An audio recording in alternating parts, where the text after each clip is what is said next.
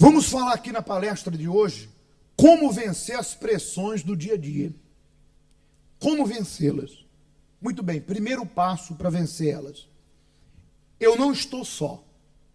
Primeira consciência que você tem que ter é que, mesmo diante das pressões, você não está o quê?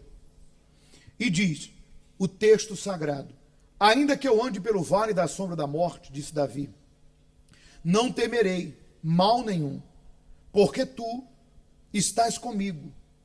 O teu bordão e o teu cajado me consola. Salmo 23, 4. Quando descobrimos que Deus está presente, o quadro muda. Você enfrenta o que tiver que enfrentar. E com Deus é impossível perder. No final, dá tudo certo. Essa primeira consciência você tem que ter. Entenda, o que acontece? E nós vamos falar mais sobre isso. Existem pessoas que pensam que lutas não vão surgir. Desde o começo da nossa vida até o último dia, nós vamos enfrentar lutas. Mas o problema não é a luta, mas sim como eu reajo diante delas. E como eu reajo diante da luta, ou das lutas, mostra o que está dentro de mim. Não basta ser positivo. Eu estou positivo, eu penso positivo, não basta. Sabe por quê? Porque a grande maioria dos problemas tem por detrás deles um plano de fundo espiritual. Existem pessoas que o problema que ela está enfrentando é uma carga espiritual. Ou dela própria, que de repente carrega uma maldição de família, ou de repente está sobre a força da inveja, a força da vingança, ou aquela pessoa que está contra ela, que de repente está dominada pela inveja, que é um espírito. Está lá escrito no texto sagrado. Horrível coisa é a inveja. Quem poderá suportá-la? É um espírito. Então a pessoa invejosa, a pessoa que tem o olho grande, a inveja, ela não vai e não quer que ninguém vá. Ela não entra e não quer que ninguém entre. Ela não conquista e não quer que ninguém conquiste. E muitas vezes essas pessoas é da própria família. E qual o trabalho delas? É fazer você se desacreditar. Trabalham com palavras negativas, tudo coloca defeito, tudo reclama. Vão tentar sugar a tua energia de qualquer jeito. Porque é assim que o mal trabalha na mente dessa gente. Porque entenda, o diabo não vai aparecer, os espíritos que trabalham de miséria, eles não vão aparecer na tua frente igual você vê, com um tridente, vestido lá de vermelho com chifres. Jamais. Ele usa pessoas, ele usa situações para tentar sugar a tua energia, para tentar te derrubar, para tentar fazer você desistir, deixar de crer. Então ele usa pessoas invejosas e elas começam a te minar o sonho, a te condenar. Não é bem assim. Você está sonhando muito alto. Mas olha, cuidado, hein? Cuidado, hein? Tu lembra que deu errado pro fulano, né? E fica. E você, se dentro de você não está seguro na sua fé, você vai desanimando, você vai sendo sugado, e aí você pode ter o livro de autoajuda que for, você pode ser positivo como for, tu vais desanimar. Por isso que Davi disse, os que confiam no Senhor são como os montes de Sião que não se abalam. Confiar em Deus não é apenas eu ter um pensamento positivo, eu ser uma pessoa positiva, não. Confiar em Deus é o seguinte, eu tenho consciência que eu estou com Deus. Está lá escrito em 1 Crônica 15:15. O Senhor estará convosco porque vós estáis com Ele. Eu estou com Deus. Deus vai me ajudar. Deus vai me dar uma direção.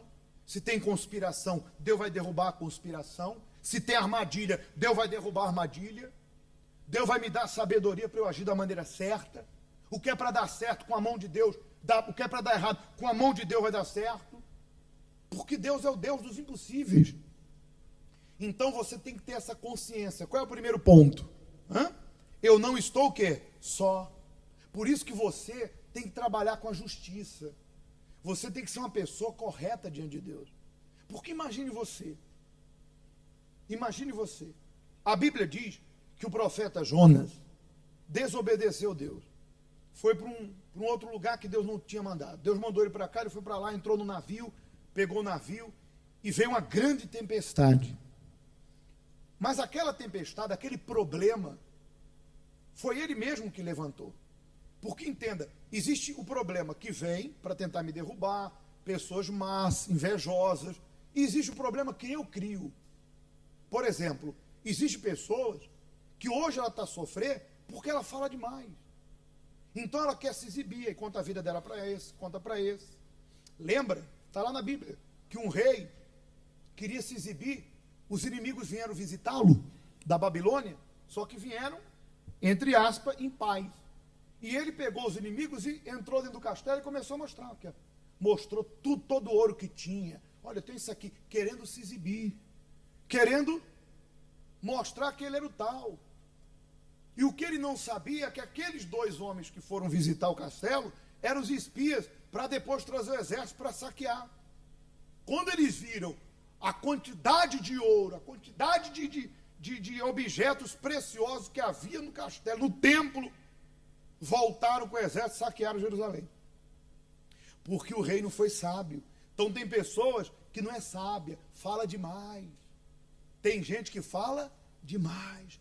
Abre a vida dela para muita gente. Aí fala para essa, aí daqui a pouco lamenta para aquela, aí daqui a pouco lamenta para aquela, ou de repente, para tentar se mostrar, conta a vida dela para um, conta a vida dela para outra, e aquelas mesmas pessoas que ela contou, que de repente tem inveja, quer prejudicá-la, vai conspirar contra ela.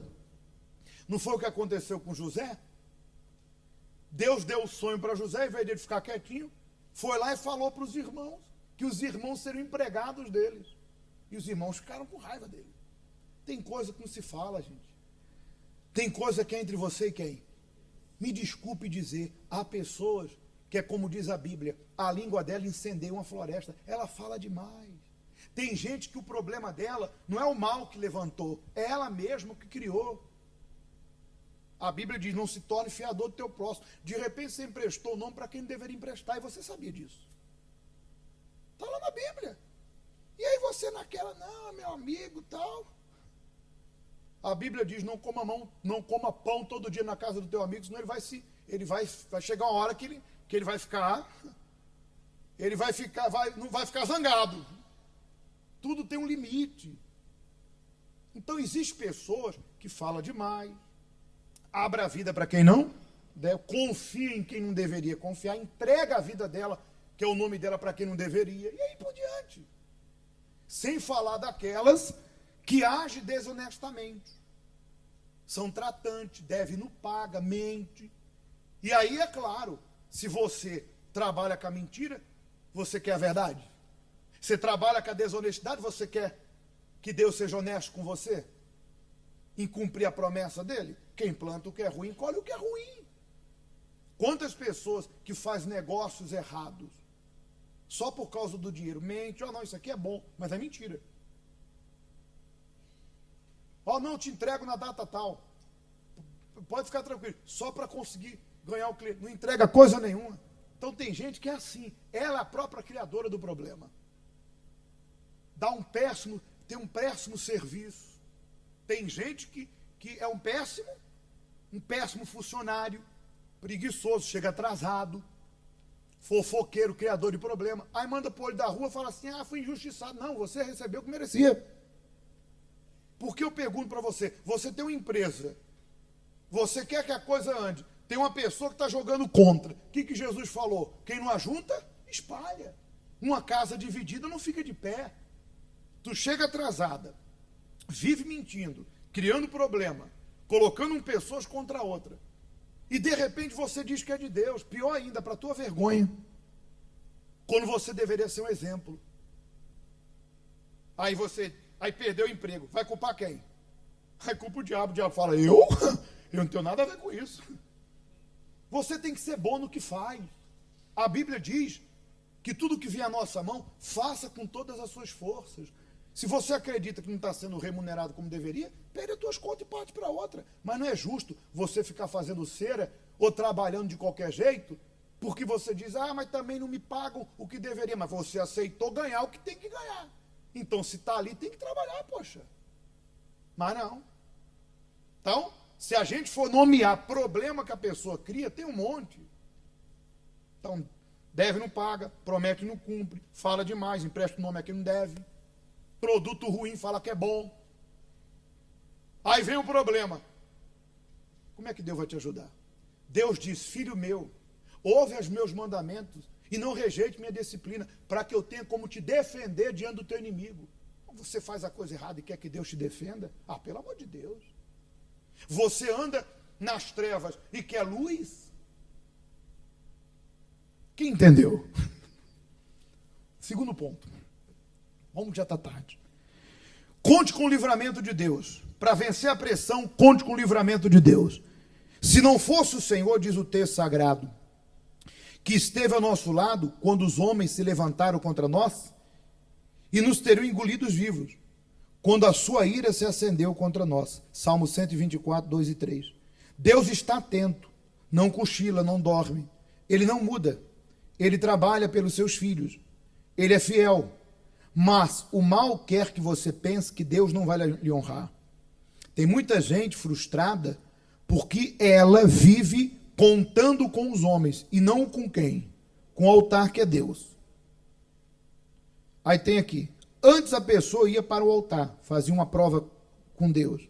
E Deus agia. Hoje muitos procuram isso, aquilo, para resolver seus problemas.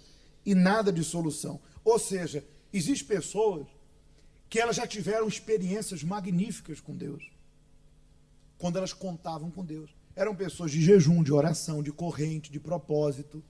Porque quem planta, colhe, gente. A fé tem poder. Mas lá fora não existe fé. Você não vai ouvir falar de Deus no café. Você não vai ouvir falar de Deus no supermercado.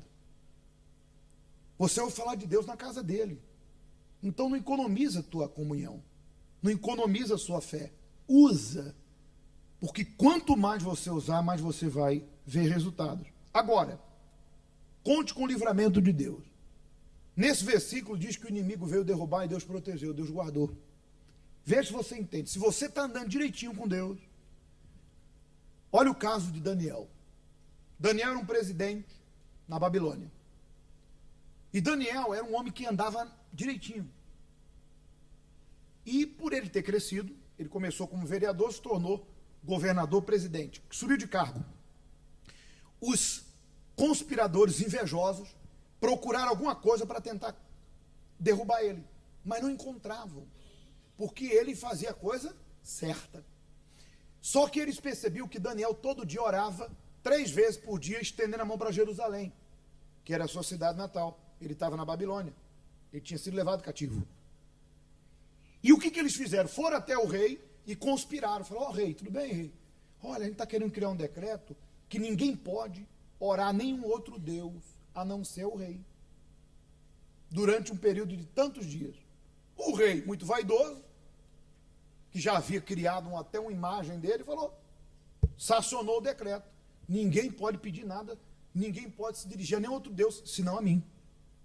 Depois você lê lá em Daniel. Ou seja, eles tentaram derrubar Daniel naquilo que ele não podia falhar. Na vida dele com quem? Às vezes tu começa a vir à igreja, tem pessoas que se opõem. Qual o mal que você está fazendo? O que a gente está fazendo de errado contra você e você fazendo de errado aqui dentro? Essa conspiração espiritual. Aí Daniel se manteve. Abriu a janela do quarto dele, estendeu a mão para Jerusalém e orou. Aí prenderam Daniel. E levaram até o rei. O rei gostava de Daniel. Mas uma lei não podia voltar atrás. Pegaram Daniel, jogaram na cova dos leões. Está lá no texto sagrado. Tem até na novela da Record. A Bíblia diz que Deus fechou a boca dos leões. No dia seguinte o rei gritou na porta da cova, ó Daniel, por acaso Deus a quem tu serve te livrou? E Daniel gritou lá de dentro, ó rei, Deus mandou o anjo e fechou a boca dos leões. Então, traduzindo, você que está com Deus, tu não vai estar impedido de ser jogado aonde? Vamos traduzir, cova de leões são um problema. Vai surgir problema na família, nos negócios, na empresa. As covas de leões surgem. Você deixado de lado, vem um problema aqui, um problema ali, a pressão. Se você tiver com Deus direitinho, ele vai fechar a boca do leão, ou dos leões. Aqueles que querem te derrubar é que vão cair, aqueles que querem te humilhar que serão humilhados. O rei tirou Daniel da cova e pegou os conspiradores e jogou na cova. Eles nem chegaram ao fundo, os leões já estavam devorando eles. Os leões estavam com fome. É que Deus colocou a mão e fechou a boca do leão. Então Deus vai usar quem tem que usar, quem tem que nascer vai nascer, quem tem que partir vai partir, mas a coisa vai ter que mudar. Mas tu tem que estar em aliança com Deus. Então, não se espante se vier a cova. Se você confia, os leões não vão te devorar. Entendeu? Terceiro, não se deixe abater, viva acima da crise. Não sabe, diz o texto, não ouviste que o eterno Deus, o Senhor, o Criador dos fins da terra, nem se cansa, nem se fadiga. Não se pode esquadrinhar o seu entendimento. Faz forte ao cansado, multiplica as forças ao que não tem nenhum vigor. Os jovens se cansam e se fadigam, os moços de exaustos caem, mas os que esperam no Senhor renovam suas forças. Sobem com asas como águia, correm e não se cansam, caminham e não se fadigam. Isaías 40, 28. Deus faz essa obra gloriosa na vida dos que têm impacto com Deus. Ele renova a força, de uma maneira tão extraordinária que você não se abate diante das lutas. Não são poucos os que perdem o seu propósito na vida e se destabilizam nas aflições. No entanto, a capacidade de se elevar acima das lutas e não desfalecer é uma forma de mostrar confiança em Deus. Saber esperar pela resposta de Deus expressa completa confiança em sua palavra. Está vendo? Não é porque você está na tempestade, olhe para cá, por favor. Não é porque você está na tempestade que o teu barco vai afundar, não. Jesus estava lá no barco, e o barco sacudia para um lado, para o outro, e os discípulos, mestre, nós vamos afundar. Jesus estendeu a mão e acalmou a tempestade. Se Deus está no barco, vai sacudir, mas não vai afundar, não. Não vai. Confie e leve a Deus a tua causa, na tua oração. Esperar em Deus é crer que Ele está no controle de tudo e depender completamente dEle. Mas isso não significa ter uma fé passiva, né? Ficar parado, né? Pelo contrário, confiar é agir, tendo a plena convicção de que a resposta vai chegar. Então esses 3 pontos são principais. Eu não estou só, conte com o livramento de Deus, não se deixe abater, viva acima da crise. Se Deus é por nós, quem será contra nós?